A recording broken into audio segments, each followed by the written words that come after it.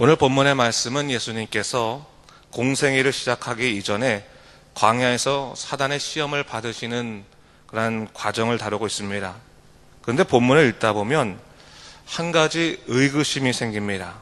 이는 예수님께서 광야에 가신 목적이 무엇이었는가라고 하는 것이죠. 사단에게 시험을 받으러 가신 것인가? 그렇다면 왜 하나님의 사역의 첫 번째부터 사단의 시험이 있어야만 했는가? 그런 의구심이 일어납니다. 그런데 오늘 본문을 보면 사실 이 사단의 시험이 이 이야기의 중점이 아닌 것을 볼 수가 있습니다. 오늘 본문 1절을 제가 한번 읽어보겠습니다. 그때 예수께서 성령에게 이끌려 마귀에게 시험을 받으러 광야로 가사 했습니다. 두 가지가 동시에 나옵니다. 성령에 이끌리셨다라는 말이 나오고 또 마귀에게 시험을 받으셨다라고 하는 두 가지 상황이 동시에 나오고 있는 것을 볼 수 있습니다. 전혀 반대적인 개념이기 때문에 좀 헛갈리는 상황이기도 합니다. 하지만 본문에 나오는 광야로 가사라고 하는 말이 이 모든 궁금증들을 사실 해결해 줍니다. 당시 유대 사회를 지배하던 사람들은 종교 지도자들이었습니다. 이들은 권력에 있어서는 막강한 힘을 발휘했지만 사실 사람들에게는 그리 존경을 받지 못하던 사람들이었습니다. 오히려 사람들은 세례 요한처럼 광야에서 하나님과의 깊은 교제, 영적인 교제를 나누는 그런 사람들의 영성들을 아주 귀하게 여겼습니다. 그래서 당시에는 광야의 영성이라고 하는 말이 있을 정도였습니다.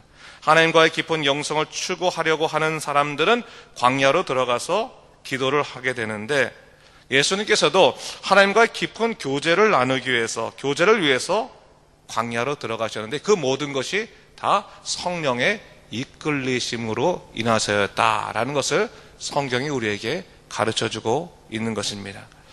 주님은 그 모든 사역의 첫 출발점을 뭐로 시작한 것입니까? 광야의 영성으로 시작하셨다라고 하는 것을 볼 수가 있습니다. 모든 것을 내려놓고 철저히 낮아짐으로 하나님만 의지하는 마음으로, 그 믿음으로 모든 사역을 시작하셨다라고 하는 것입니다.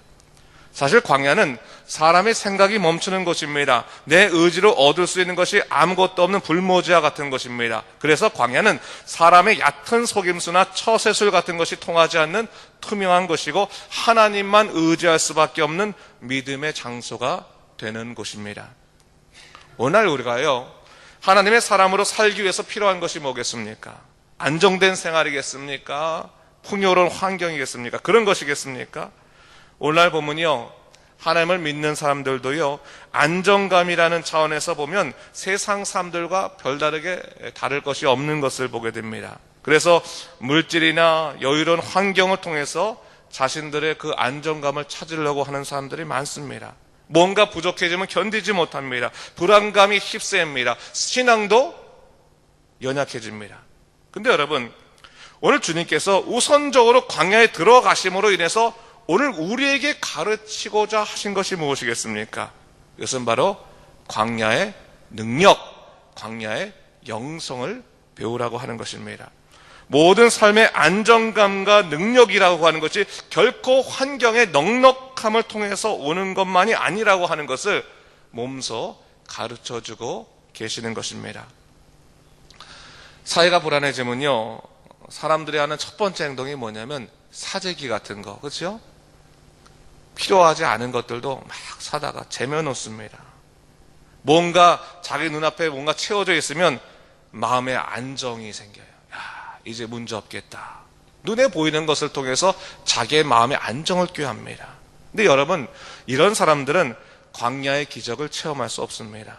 광야는 비록 사람의 생각이 멈추는 곳이지만 하나님이 일하시는 곳입니다.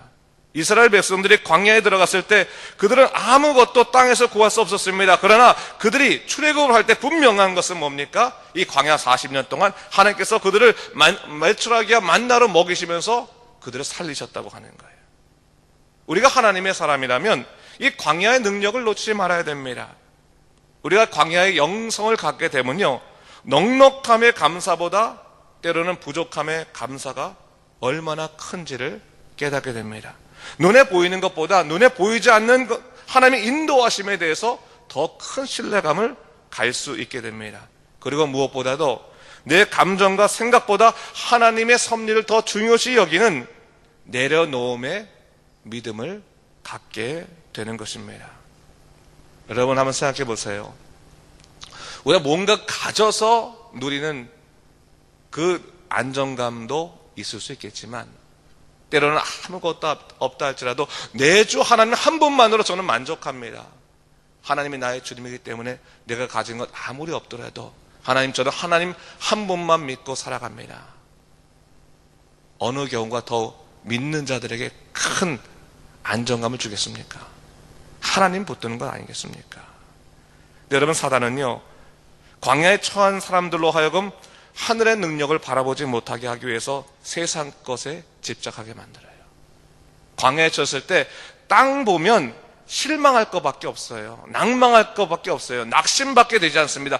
광야에 처할 때 우리는 반드시 무엇을 바라봐야 됩니까? 하늘을 바라봐야 되는 거예요.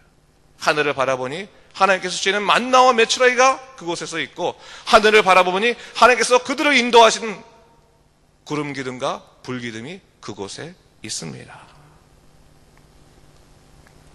예수님께서 광야 가운데서 하나님과의 깊은 교제를 위해서 금식하며 지내셨을 때 사단이 어떻게 행하였습니까? 육적으로 궁핍하신 주님을 공격하고 있어요. 사실 예수님께서 하나님의 돌보심이 없어서 굶주린 것이 아니었습니다. 더욱더 하나님께 집중하기 위해서 육신의 그런 모든 것, 욕망들을 스스로 절제하신 것입니다. 그런데 사단은 이러한 신앙적인 삶을 오히려 육신의 것에 빗대어서 아주 비천한 것으로 바꾸려고 하고 있는 것을 볼 수가 있습니다. 오늘 본문 3절에서 사단은 이렇게 말합니다. 네가 만일 하나님의 아들이여거든 명하여 이 돌들이 떡덩이가 되게 하라. 얘기하는 거예요.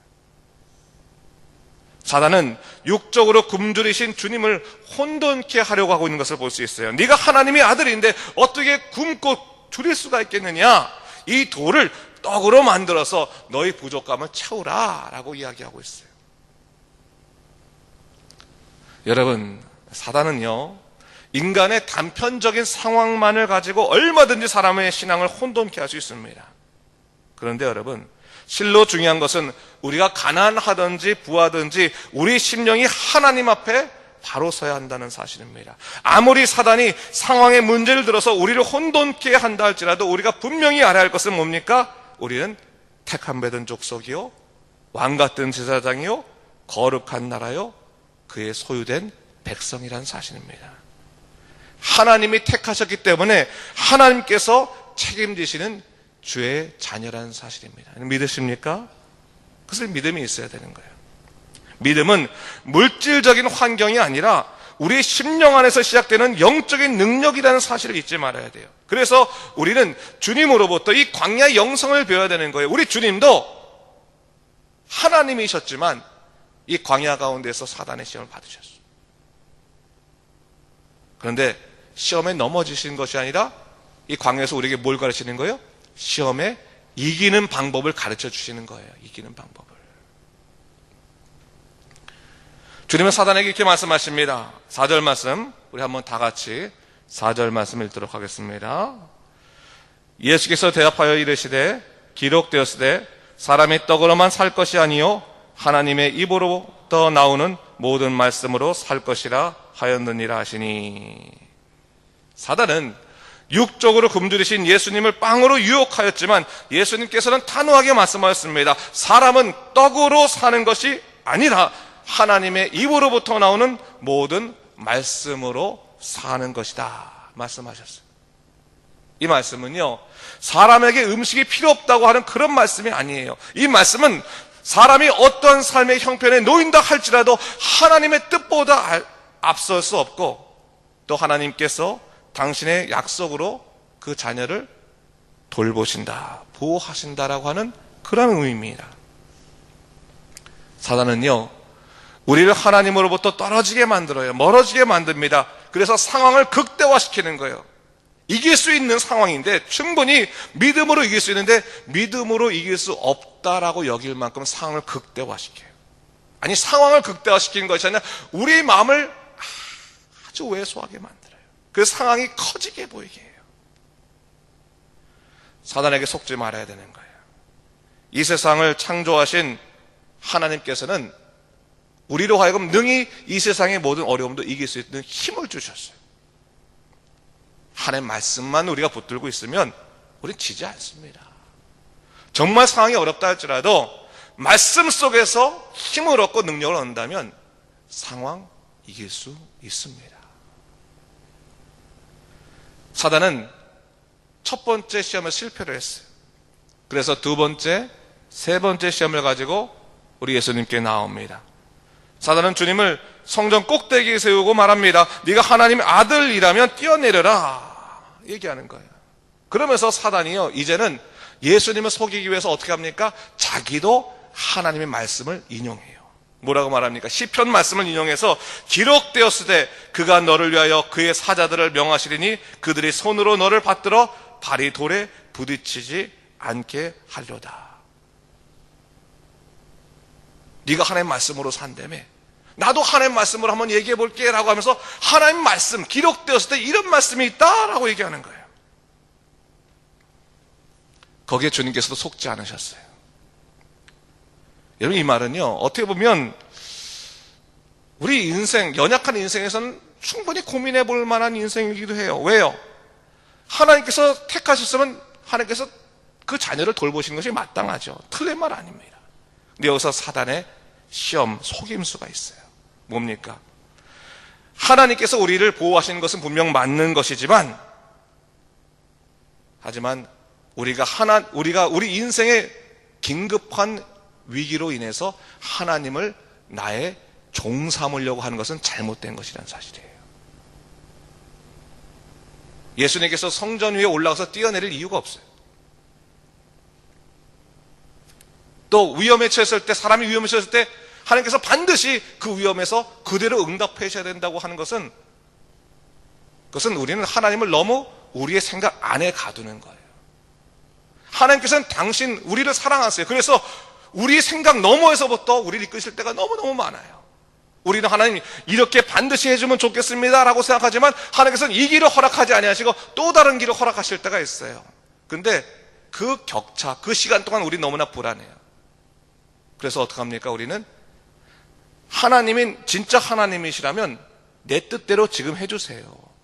내 뜻대로 지금 안 해주시면 하나님 아닙니다. 저 믿음 생활 안 할랍니다. 하나님 안 믿을랍니다. 기도해서 뭐합니까? 하나님 당장 응답하지 않으시면 하나님 살아계신 겁니까? 불신앙적으로 될 때가 있는 거예요. 바로 이런 경우와 똑같은 겁니다. 사단은 우리 인생의 위급함을 들어서 하나님과 멀어지게 하려고 할 때가 있어요. 하나님을 우리의 종으로 삼고자 그렇게 만들 때가 있다는 겁니다. 그럴 때 주님께서 이 사단을 향해서 뭐라고 말씀하십니까? 7절 말씀에 또 기록되었을 때 주 너희 하나님을 시험하지 말라 하였느니라 하였어요. 하나님은 시험하는 존재가 아니에요. 하나님은 신뢰하는 존재예요. 그걸 우리가 언제나 잊지 말아야 돼요. 아무리 우리 인생이 힘들고 복잡하고 위급하고 긴급하고 어렵다 할지라도 하나님을 우리가 신뢰해야 되는 거예요. 나를 선택하신 하나님께서 당신의 뜻대로 나를 이끄실 것이다. 그 믿음 가운데 있으면 하나님이 이끄시는 길들이 보이기 시작합니다.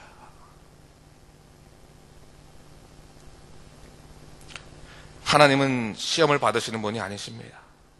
우리의 긴급한 상황을 이유로 하나님을 시험하는 것은 신앙이 아니라 불신앙입니다. 그렇기 때문에 우리는 아무리 위급하다 할지라도 하나님의 뜻을 기다릴 수 있는 마음이 있어야 되는 거예요. 하나님께서 궁극적으로 당신의 자녀에게 당신의 뜻을 보여주신다는 사실이에요. 우리 이해의 범위를 넘어서 우리 믿음으로 만나주신다는 사실을 우리가 잊지 말아야 됩니다.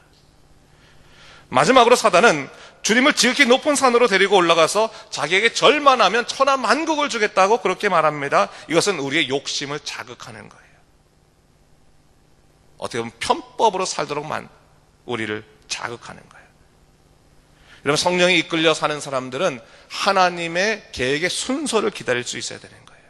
근데 사단은 편법을 자꾸 자극하는 거죠.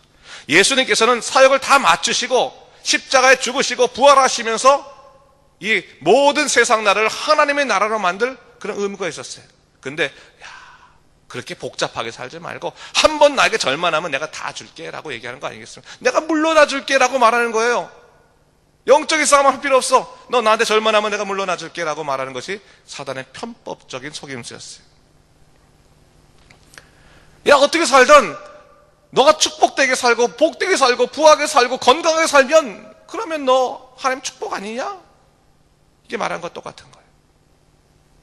내가 거짓되게 산다 할지라도 잘만 살면 하나님의 축복 가운데 산다고 스스로 착각하게 만드는 것, 이게 사단의 속임수입니다. 여러분, 우리는 하나님의 뜻대로 살아야 되는 거예요. 가난하더라도 하나님 뜻 안에서 살아야지 평강을 얻을 수 있는 거예요. 하나님을 속이면서 살아갈 수는 없는 겁니다. 오늘 우리는 바쁘게 살아옵니다.